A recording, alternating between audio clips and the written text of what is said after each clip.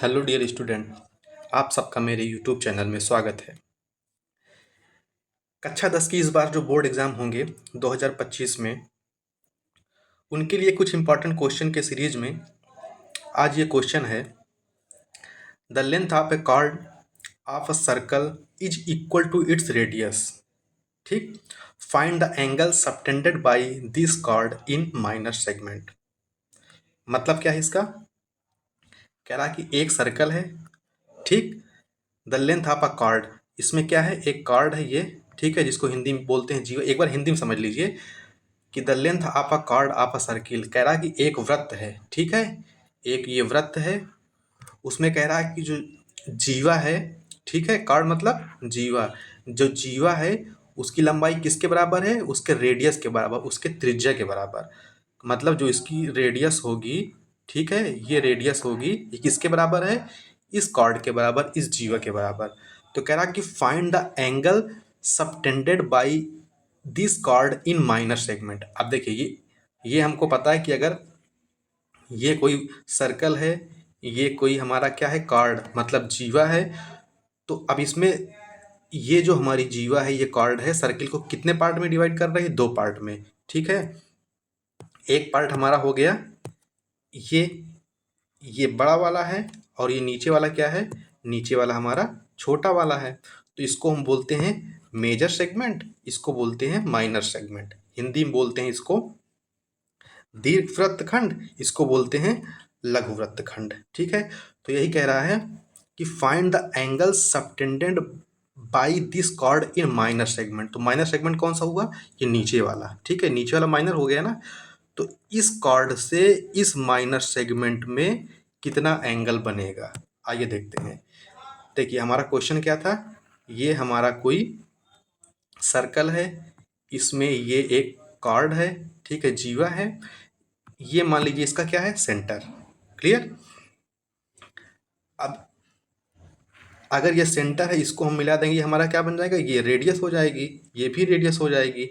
और ये हमारा दिया हुआ है क्वेश्चन में कि जो ये रेडियस है इस कॉर्ड के बराबर है।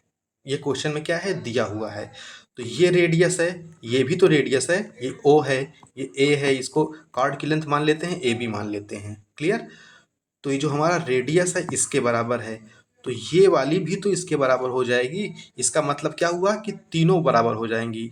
ओ A equal to O B equal to A B, ठीक है, तीनों क्या हो जाएगी, बराबर। अगर तीनों बराबर हो जाएंगे तो क्या हो जाएगा, ये ए ओ बी, ये हमारा हो जाएगा इक्विलेटरल ट्रायंगल, समबाहु त्रिभुज।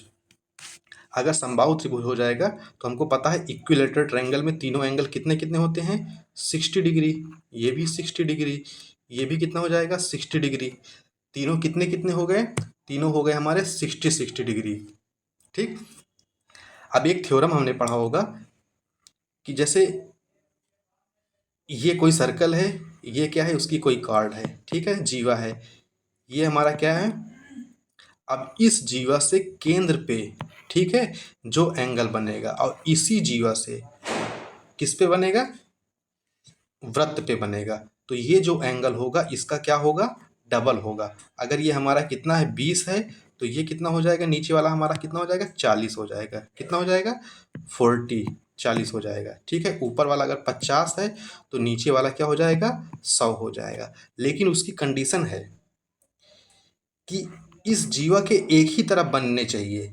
ये नहीं कि ये हमारा सर्कल है, एक हम इधर बना दें, ठीक है, इसको इस तरीके से देखिए कि इसको हम केंद्र पे तो इधर बना दे रहे हैं, लेकिन वृत्त पे इधर बना देंगे, ऐसे नहीं, एक ही तरफ होनी चाहिए। अगर इसको ऊपर की तरफ बनाए हैं तो ये भी ऊपर की तरफ ही बनेगा। तो ये वाला एंगल क्या हो जाएगा, इसका आधा हो जाएगा, ठीक है। अब देखिए नेक्स्ट पेज पे देखते हैं।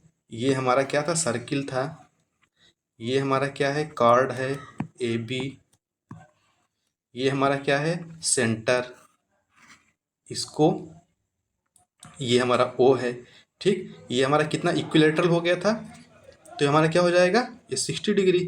अब इस ये एंगल हमको निकालना है, कौन सा, ये एंगल हमको माइनर सर्कल पे निकालना है ना। माइनर सेगमेंट हमारा यही तो हुआ, ठीक है, इसको निकालना है। ठीक है, अब इसको देखिए कैसे निकालते हैं। अब ये हमारा कितना हो गया, 60 डिग्री है। अब इसको हम यहाँ से मिला देंगे।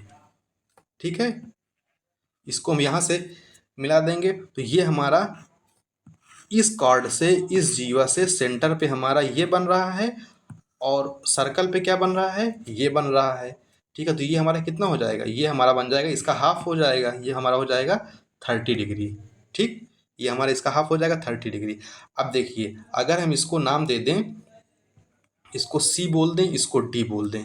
अब देखिए, ये हमारा एक चक्री चतुर्भुज बन गया, मतलब साइक्लिक क्वाड्रिलेटरल। कौन सा है ये, ए बी सी डी। ठीक, कैसे, इसके चारों पॉइंट कहाँ पे हैं, सर्कल पे हैं। ये चारों पॉइंट कहाँ पे हैं, इसके सर्कल पे। तो हमको चक्री चतुर्भुज मतलब साइक्लिक क्वाड्रिलेटरल में पता है कि आमने सामने के जो एंगल होते हैं उनका सम कितना होता है, उनका योग होता है 180। ठीक है, तो इसका मतलब क्या हुआ, इसका मतलब ये हुआ कि इसको और इसको हम ऐड करेंगे तो कितना आ जाएगा, 180। इसको हम मान लेते हैं x। ठीक है, इसको क्या मान लेते हैं, x। तो 30 प्लस x इक्वल टू कितना हो गया, 180। ठीक, 30 plus x degree equal to कितना हो गया, 180। तो x डिग्री कितना हो जाएगा, ये एंगल कितना हो जाएगा, 180 माइनस 30, तो कितना आ जाएगा, 150। यही हमारा क्या हो जाएगा, आंसर हो जाएगा। क्या हो जाएगा, हमारा आंसर हो जाएगा।